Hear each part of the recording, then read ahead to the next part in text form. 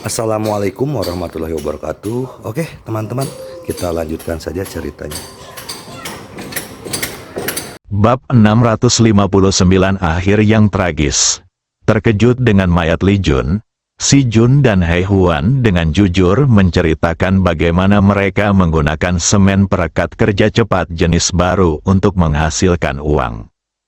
Secara khusus, He Huan akhirnya mengakui bahwa kematian Li Jun disebabkan oleh kesengajaan karena ia menemukan retakan di pusat kegiatan dan dengan sengaja meminta Li Jun untuk memperbaikinya.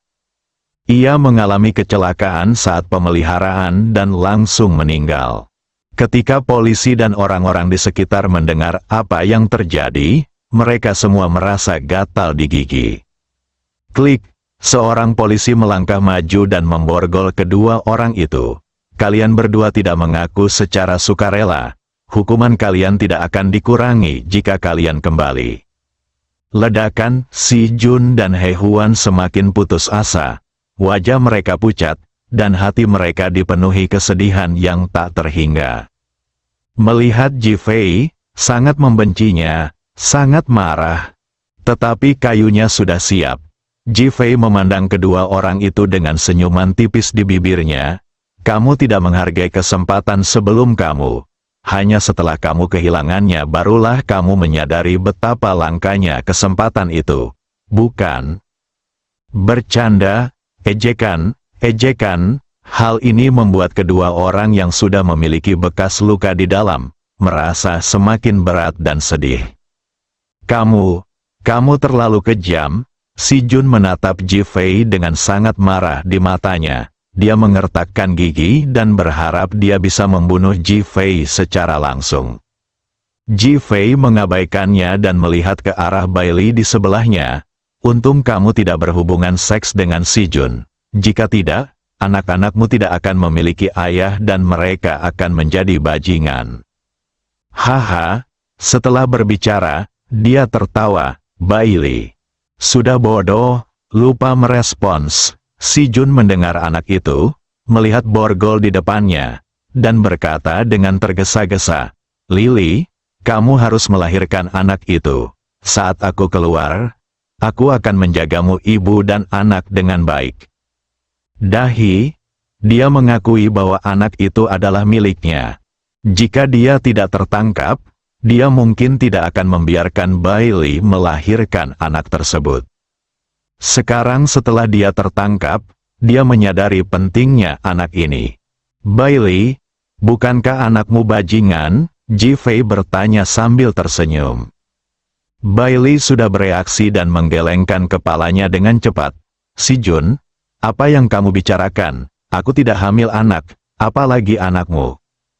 Dia ingin melahirkan seorang anak untuk Si Jun di masa lalu karena dia ingin menggunakan anak itu untuk mendapatkan kekuasaan dan mencari keuntungan.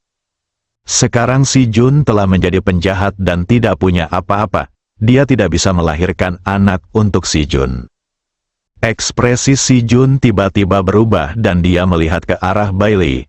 Tadi malam, ketika kamu berada di bawahku, Cheng Huan, kamu berulang kali memohon padaku untuk memberiku seorang anak. Mengapa kamu tidak bisa melakukannya sekarang?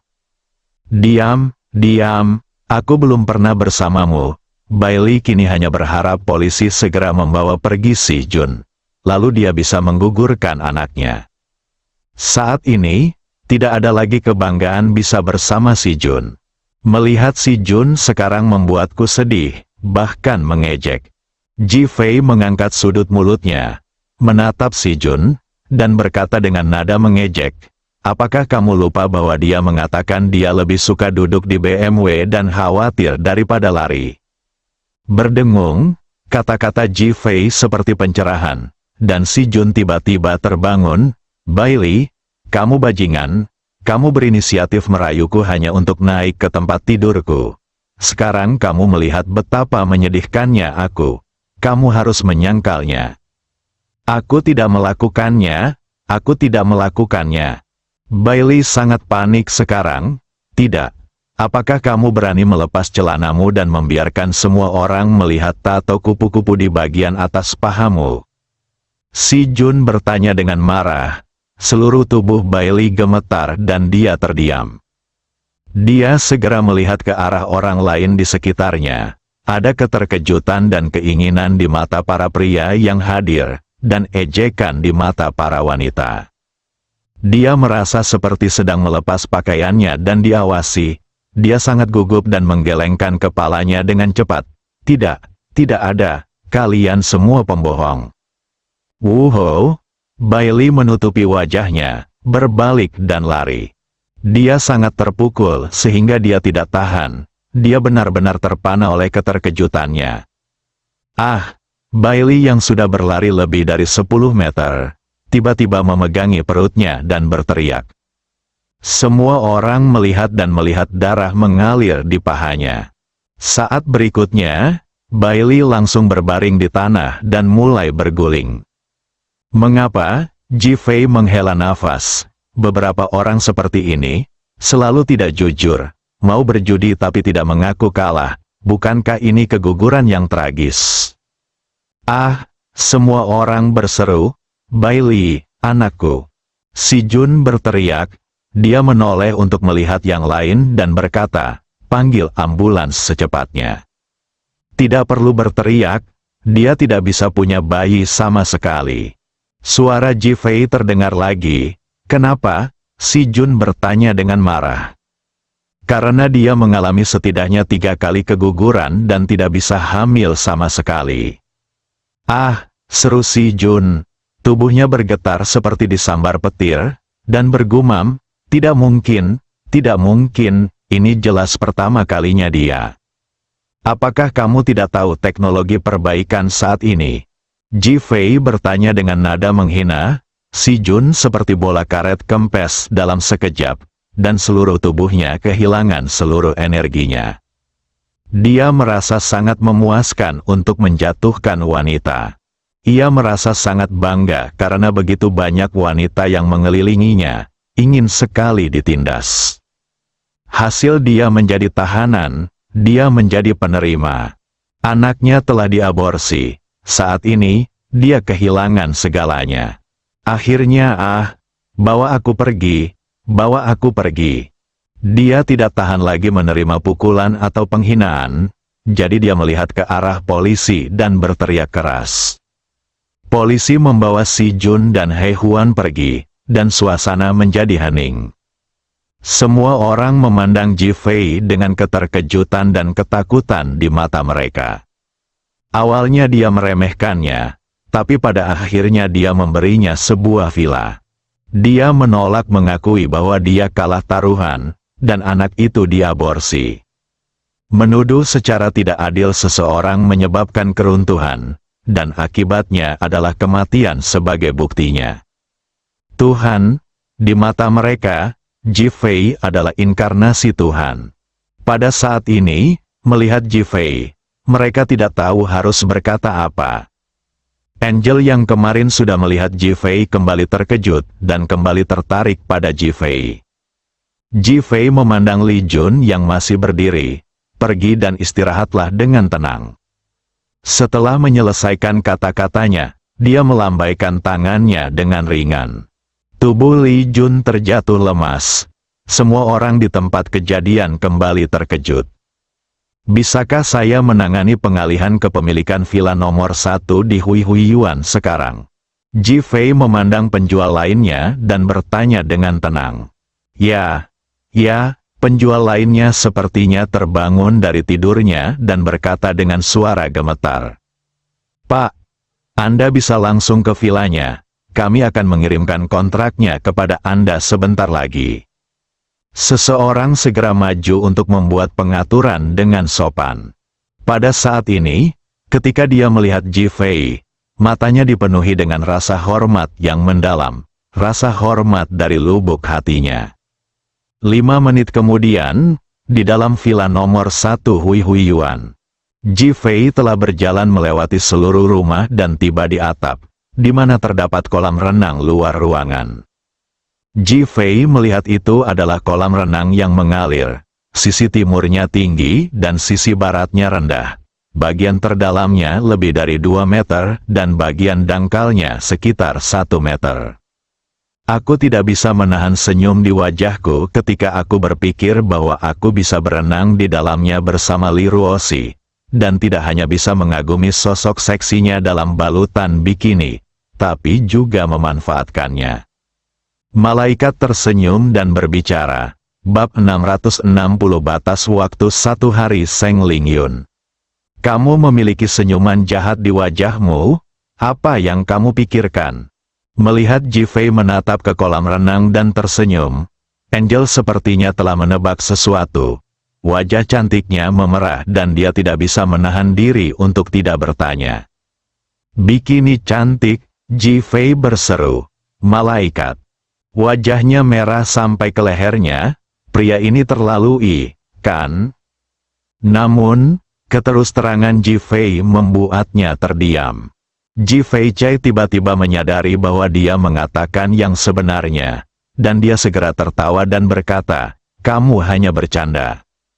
Angel memutar matanya dan berkata dengan genit, "Menurutku orang seringkali mengatakan yang sebenarnya saat mereka tidak sadarkan diri." Ketika Ji Fei melihat keseriusan Ankier, dia tersenyum dan berkata, "Bahkan jika aku memakai bikini, tidak masalah, kan? Lagi pula, aku memikirkan istriku."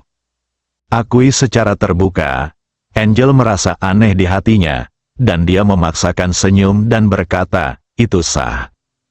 Tepat ketika Ji Fei hendak berbicara, suara Seng Lingyun tiba-tiba terdengar dari belakangnya. "Ji Fei, kamu harus memperhatikan waktunya dan jangan biarkan aku melihatnya." Ji Fei dan Ankier saling memandang pada saat yang sama, keduanya tercengang, bertanya-tanya mengapa dia ada di sini. Seng Lingyun melihat kedua orang itu terkejut dan berkata sambil tersenyum, "Saya mendengar kemarin bahwa Anda akan datang untuk melihat villa itu, jadi saya datang untuk melihatnya." Penjelasan tentang adat istiadat Yun dan Ji Fei mengerutkan kening. Apakah itu ada hubungannya denganmu?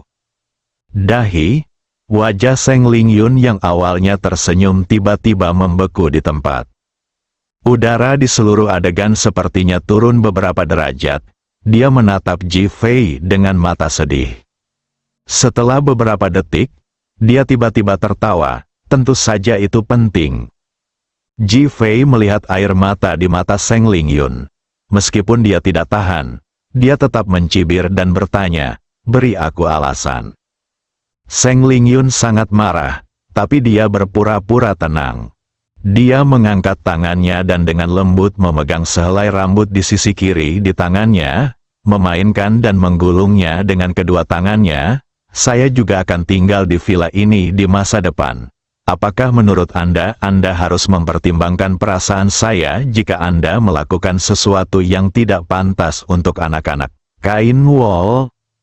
Ji Fei dan Ankier membuka mata lebar-lebar pada saat bersamaan dan menatap Seng Lingyun dengan keraguan di mata mereka. "Kamu ingin tinggal di sini?" Wajah Ji Fei menunjukkan ketidaksenangan. "Tentu saja. Kamu berjanji pada ibuku bahwa kamu akan tinggal dan makan bersamaku selama setengah tahun dan bertanggung jawab menyembuhkan penyakitku." Wajahnya penuh kebanggaan, sebagaimana mestinya. Otot mata Ji Fei bergerak 2 kali. "Seng Lingyun, jangan memaksakan diri terlalu jauh." Sekarang dia mengetahui identitas wanita ini, dia tidak meragukannya dan ingin menjauh darinya. Seng Lingyun tersenyum dan berkata, "Ji Fei, apapun yang kamu pikirkan, kamu tetap laki-laki. Entah kamu tidak bisa bicara dan menjadi lelucon, atau kamu bisa melakukan apa yang diperintahkan." Dia menggunakan taktik lunak dan keras, seolah-olah dia bertekad untuk memanfaatkan situasi. Ji Fei sangat marah ketika dia mengira Xiao Hongyan ingin menceraikan Lee Ruoshi. "Seng Lingyun, menyerah saja, aku tidak akan pernah mengkhianati Lee Ruoshi." Seng Lingyun merasakan ledakan kesedihan di hatinya, dan ekspresi kemarahan melintas di wajahnya. "Ji Fei, izinkan aku menyampaikan kata-kataku di sini. Kamu hanyalah sepotong besi. aku bisa melelehkanmu dalam waktu setengah tahun. Dia awalnya sangat berkonflik dengan pengaturan ibunya, tetapi pria Ji Fei masih membuatnya sangat bersemangat, dan sekarang dia sedikit berkonflik.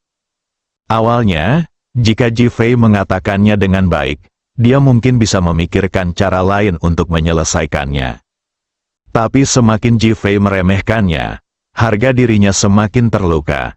Dia tidak bisa menerima kenyataan ini, jadi dia sangat marah. Ji Fei menatap Seng Lingyun. Aku akan marah jika kamu melakukan ini. Wajah Seng Lingyun penuh dengan kepahitan. Kalau begitu bunuh saja aku, lagi pula, penyakitku semakin parah. Dan aku bisa mati kapan saja, aku menganggap entengnya dan memahaminya. Anda, Ji Fei terdiam melihat sikap Seng Lingyun. Ji Fei, aku juga seorang wanita. Aku juga cantik. Dan aku juga memiliki martabat. Jika kamu seorang pria, maka kamu dapat menggunakan aku untuk membuktikan cinta sejatimu pada Li Ruoxi, dan dalam setengah tahun, kamu akan melakukannya tidak kehilangan apapun dan ayahmu bisa dipulangkan. Seng Lingyun segera membuang godaan itu. Sudut mulut Ji Fei terus bergerak-gerak, dan dia juga tergerak oleh kondisi ini. Karena bagaimanapun juga, ayahnya ada di tangan Xiao Hongyan. Jika dia benar-benar cemas, dia akan membunuh ayahnya dan semua usahanya akan sia-sia. Pada titik tertentu, dia juga berpikir untuk menggunakan Seng Lingyun untuk memaksa Xiao Hongyan menyerah. Namun pada akhirnya, dia menemukan bahwa kemungkinan ini sangat kecil. Alasannya sangat sederhana. Jika Xiao Hongyan berani mengusir Seng Lingyun, dia akan punya cara untuk mengendalikannya, dan dia tidak lagi peduli dengan hidup atau matinya. Seng Lingyun, aku perlu membicarakan masalah ini dengan istriku. Aku tidak bisa menyetujuinya sekarang. Terserah, kalau kamu tidak membalas pesanku, aku akan pindah ke sini besok. Lagi pula, aku yakin dengan hubunganku dengan sahabat istrimu, dia tidak akan pernah putus, kan? Jangan melangkah terlalu jauh, Ji Fei memperingatkan. Ji Fei, jika kamu memaksaku dan memukulku lagi, aku akan melangkah lebih jauh. Kata Seng Lingyun dengan tegas, apa yang berlebihan? Aku akan melepas pakaianku sekarang agar kamu bisa melihatnya. Seorang kier di sebelahnya mendengar bahwa dia telah melepas pakaiannya, dan ketika dia memikirkan betapa malunya dia ketika dia diintimidasi oleh guru Tao Lingsu tadi malam, wajahnya memerah sampai ke pangkal lehernya. Dia dengan cepat menundukkan kepalanya. Seng Lingyun, jangan gila, kalau tidak aku tidak akan sopan. Kasual, setelah Seng Lingyun selesai berbicara, dia menoleh ke samping dengan air mata berlinang. Dia tahu betul penderitaan Xiao Hongyan selama bertahun-tahun, dan Xiao Hongyan sangat menyesali kesombongannya. Sekarang, Seng Lingyun menyadari bahwa dia telah jatuh cinta pada Ji Fei. Sekarang dia sedang jatuh cinta. Dia harus mengambil inisiatif dan berhenti melakukan kesalahan yang sama seperti yang dilakukan Xiao Hongyan saat itu, dan berhenti kehilangan kesempatan karena mukanya. Ji Fei memandang Seng Lingyun dan merasa sedikit sakit kepala. Tidak peduli apa, wanita ini tulus, dia tidak gentar menghadapi kematian kemarin dan ingin melindungi dirinya sendiri. Dia juga mengalah. Mari kita kesampingkan masalah ini untuk saat ini, dan kita akan membicarakannya lain kali. Jika kamu tidak mendapat balasan dalam 1 hari, aku akan datang tanpa diundang. Setelah Seng Lingyun selesai berbicara, dia melihat ke arah Angel. Angel, ayo pergi. Seorang kier merasa canggung berdiri di antara dua orang itu. Ketika dia mendengar panggilan Seng Lingyun, dia segera mengangguk. Ji Fei, villa ini milikmu. Mulai sekarang tidak ada hubungannya dengan Anjia kami. Kamu bisa tinggal dimanapun kamu suka.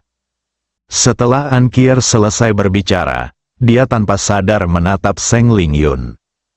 Dia tidak tahu kenapa, Tapi ketika dia memikirkan tentang kepindahan Seng Lingyun, dia merasakan perasaan iri yang tak bisa dijelaskan di dalam hatinya. Setelah kedua wanita itu pergi, suasana hati Ji Fei yang baik menghilang, dan malah dia menunjukkan sedikit depresi di wajahnya. Awalnya saya punya villa, dan saya hanya ingin hidup di dunia berdua. Tapi sekarang saya punya kelopak mata lain, yang sungguh tidak menyenangkan. Ji Fei berjalan mengitari villa, menelepon Phoenix dan memintanya untuk datang dan memasang peralatan pengawasan dan keamanan, lalu berjalan keluar. Saat saya melewati pusat kegiatan, saya melihat masih banyak orang di sana. Sebuah mobil sport Ferrari berwarna merah diparkir di dekatnya, dan Zia berdiri di dekatnya mengenakan seragam dengan wajah muram. Mendengarkan laporan tersebut, berdiri di sampingnya adalah seorang wanita berusia 30-an, juga mengenakan seragam dan terlihat acuh tak acuh. Ketika penjual melihat Ji Fei, mereka semua memandangnya. Bersambung.